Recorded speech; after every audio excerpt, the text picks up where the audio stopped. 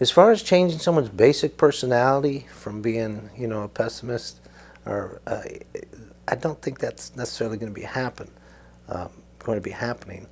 I mean, I've run into that with a couple of clients. It doesn't change necessarily, but there are other things that can change. So they can still maybe have sort of a rotten outlook on life, or always looking on the dark side, but still realize they have strengths that they can use.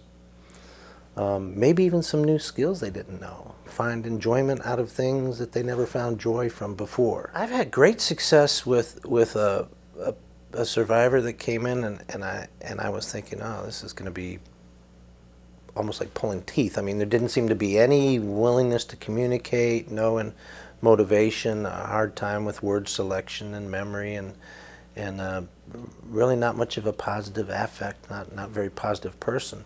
And it was as small a thing with her as introducing coloring mandalas, different complex patterns. Because we're looking, how are you going to reauthor your life? How are you going to make the life you want now, based on now, not based on before, right now? What can you do that's going to let your mind slow down so you're not always thinking about it, so you're not depressed, so you're not in pain? And for her, it was the success that she found drawing mandalas, drawing complex, or coloring in complex objects and patterns. The next week she came back, was talking more, was much more engaged, had done 3 on her own, where before it was hard to get any kind of compliance with any suggestions.